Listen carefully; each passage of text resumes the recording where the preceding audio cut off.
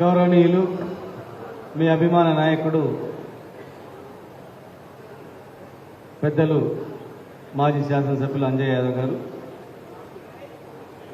ఈరోజు ఈ సమావేశానికి ముఖ్య అతిథిగా వచ్చినటువంటి ఆనాడు ఉద్యమంలో కేసీఆర్ గారు వెంబడి ఉద్యమాన్ని ఈనాడు ఈ సమయంలో పార్టీని కార్యకర్తలను నాయకులను సమన్వయం చేసుకుంటూ ముందుకు నడిపిస్తున్నటువంటి పెద్దలు మాజీ మంత్రివర్యులు హరిశన్న గారికి, గౌరవ పార్లమెంట్ సభ్యులు శ్రీనివాస్ రెడ్డి గారికి, గౌరవ మాజీ మంత్రివర్యులు లక్ష్మణరెడ్డి గారికి, ఆల వెంకటేశ్వర రెడ్డి గారికి, రాజేంద్ర రెడ్డి గారికి, చిట్టెం రామ్మోహన్ రెడ్డి అన్న గారికి, శాసన మండలి సభ్యురాలు వాణిదేవి గారికి, మాజీ చైర్మన్లు వెంకటేశ్వర రెడ్డి గారు, రాంబాల్ నాయక్ గారు, ఈట గణేష్ వైస్ చైర్మన్ గారు, ధరేందర్ మున్సిపల్ చైర్మన్ గారు, రజిత గారు చైర్మన్ గారు, ఇబ్రాహీం గారు, నారాయణ రెడ్డి గారు, వెంకటరెడ్డి గారు, ఇంకా వేదికమైన పెద్దలందరికీ దయచేసి చైర్మన్లకు,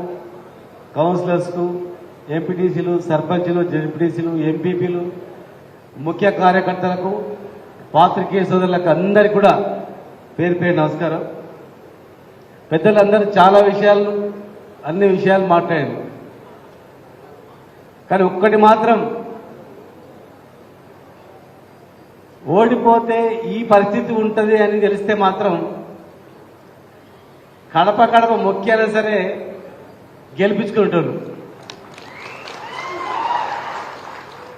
ఓడిపోయిన తర్వాత ఒక్కొక్కరు ఇంట్ల ముందర వచ్చి డ్యాన్సులు చేస్తుంటే, పటాకులు గారు ఇంట్ల మీద వేస్తుంటే, చిన్న టెలిఫోన్ మెసేజ్ చేస్తే కేసులు వేస్తుంటే, ఒక్కొక్కరిని చూసి ఇన్సల్ట్ చేస్తుంటే, అయ్యా ఎంత పని చేసినాం రా దేవుడా, ఏదో అంజనలో సీరలలో లక్ష్మణ మీద కోపం మీద ఇంత మెజార్టీ తగ్గియాలి, వీళ్ళు మెజార్టీ వస్తే మమ్మల్ని వల్కరియారు, తగ్గియాలి అనుకున్నాం, కానీ ఈ పని అయితే మాత్రం అనుకోలేదురా అని చెప్పి గుండెలు బాడుకున్న కార్యకర్తలు మా ఇక్కడ ఉన్నటువంటి మా ఇంతమంది మాట్లాడినటువంటి మా రెడ్డి ప్రసాద్ గారి నుంచి మొదలుకుంటే ఎంతోమంది, మా చెల్లెలు ఇంతమంది మాట్లాడేటువంటి ఆమె అందరికి కూడా తెలుసు ఈ పరిస్థితి ఎట్లొచ్చిందిరా అని.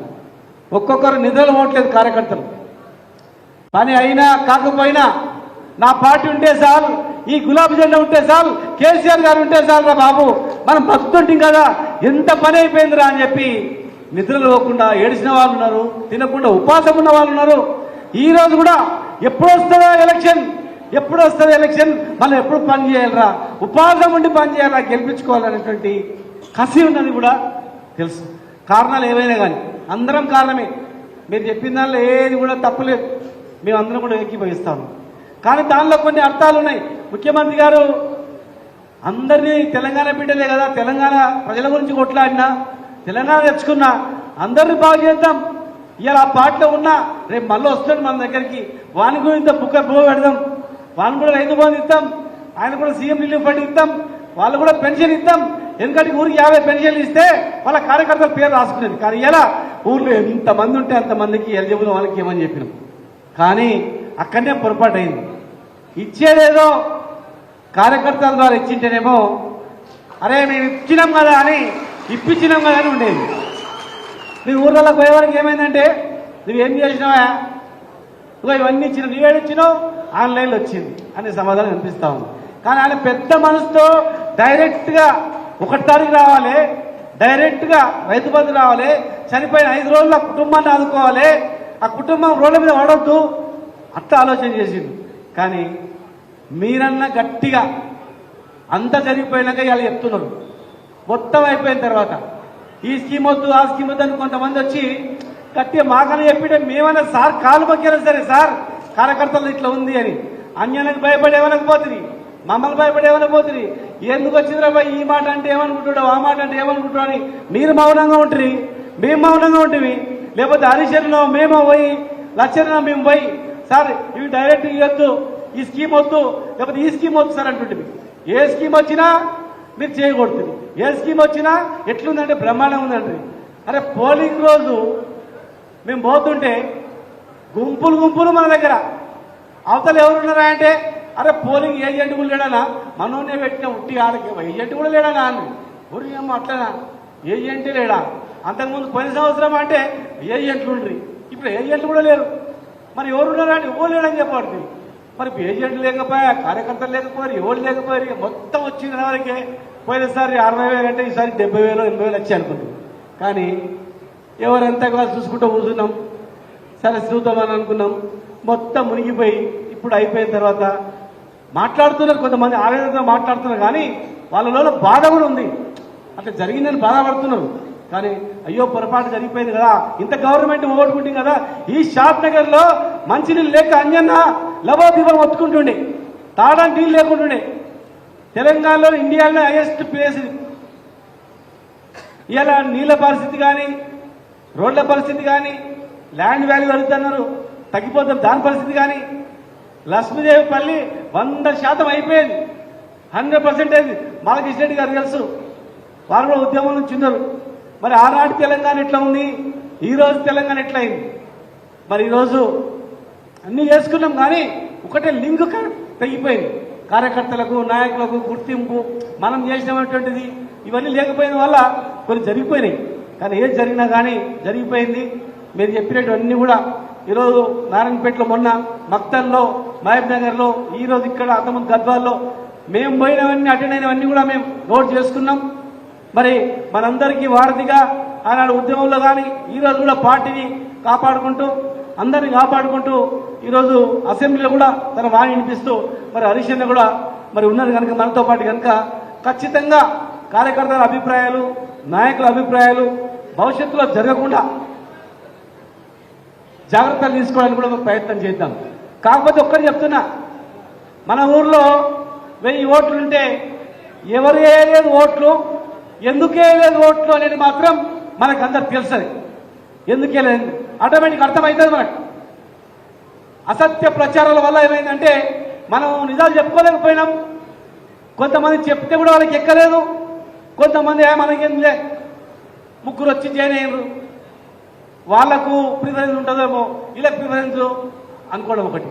తర్వాత మళ్ళీ ఏమైంది, మన దరిద్రాన్ని మున్సిపల్ అనేది సర్పంచ్లే కూడా కాలపరిమితి అయిపోయింది.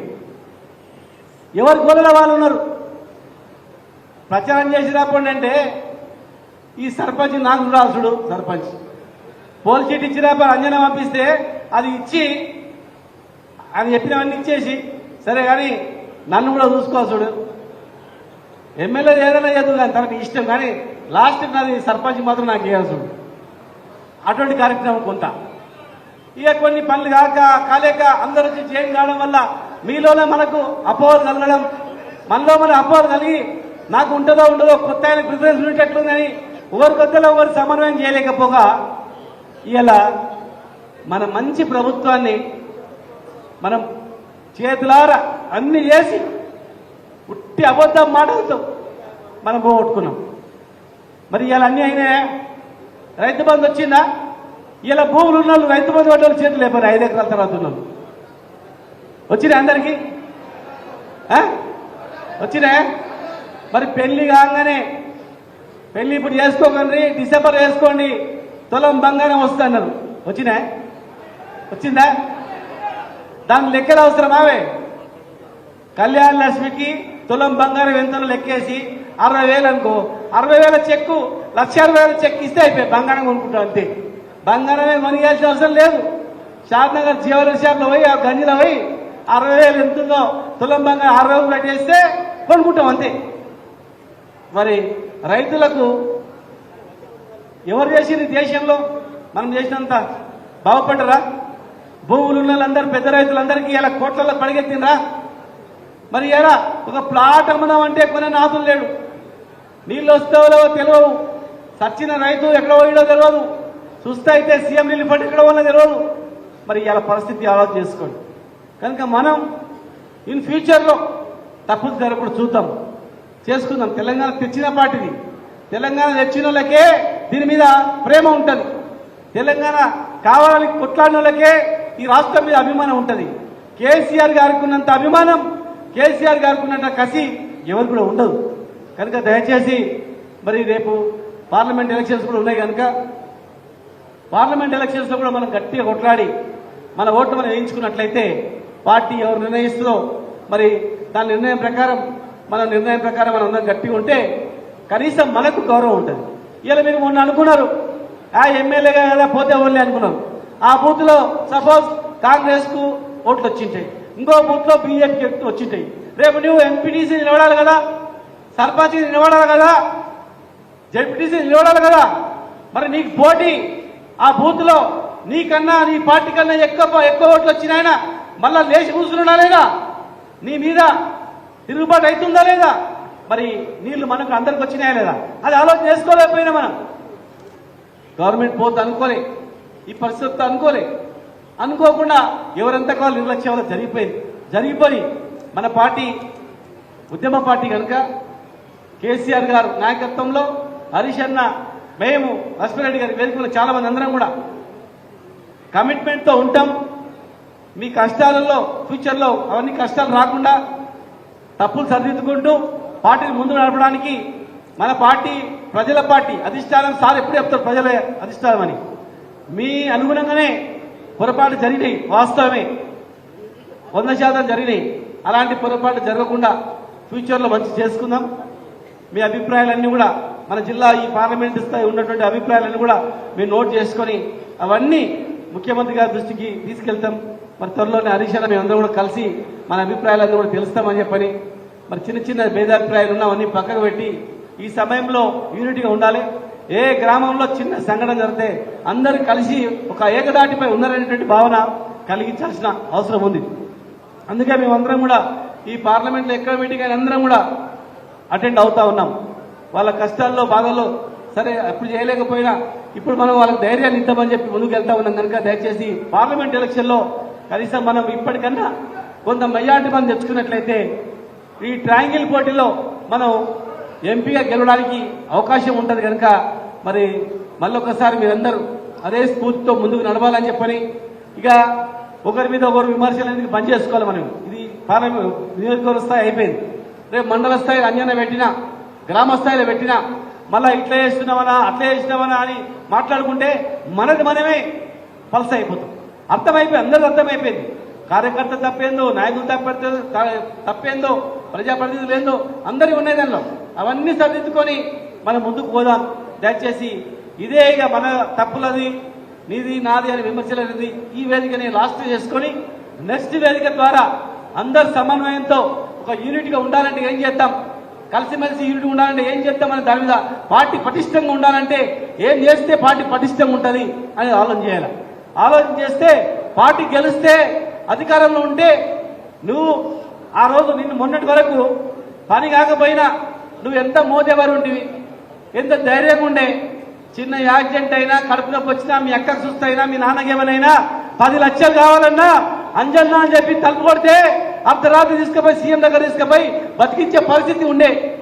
ఇలా చిన్న కేసు వీళ్ళు ఏది వాట్సాప్లో ఏదైనా మెసేజ్ పెడితే కూడా పెట్టాలన్నా అవుతారా ఏమైతున్నటువంటి పరిస్థితి. ఆనాడు ఎంత ధైర్యంగా ఉంటుంది గవర్నమెంట్లో ఉన్నందుకు, ఎంత అనుభవంలో ఉంటుంది గవర్నమెంట్లో ఉన్నందుకు. ఇవాళ మన పరిస్థితి ఎట్లా ఉంది ఆలోచన చేసుకోవాల్సిన అవసరం ఉంది. కనుక దయచేసి ఇక మనం అవి ఇవి అనుకోకుండా యూనిటీగా ఉండడానికి ఏం చేద్దామే దాని మీద గ్రామ స్థాయిగా, మండల స్థాయిగా ఆలోచన చేసుకొని ఖచ్చితంగా భవిష్యత్తులో కేసీఆర్ గారు లాంటి టీఆర్ఎస్ లాంటి ప్రభుత్వం భవిష్యత్తులో ఎక్కడ ఉండదు. ఇలాంటి గవర్నమెంట్, ఇలాంటి ప్రజల సంక్షేమం చేసేటువంటి పథకాలు ఎక్కడ కూడా ఉండవు. మీకే మునుముందు అర్థమవుతుంది. అప్పటి తెలంగాణ, ఇప్పటి తెలంగాణ ప్రభుత్వం తెలంగాణ రాకముందు ఎట్లా ఉండే అనేటివి 3 భాగాలుగా విభజించుకొని చూసుకునే పరిస్థితి కూడా వస్తుంది. కనుక దయచేసి మీరందరూ ఒకరికొకరు సమన్వయంతో ముందుకు నడవాలని చెప్పని మీ అందరు కూడా రిక్వెస్ట్ చేస్తూ జై తెలంగాణ, జై తెలంగాణ.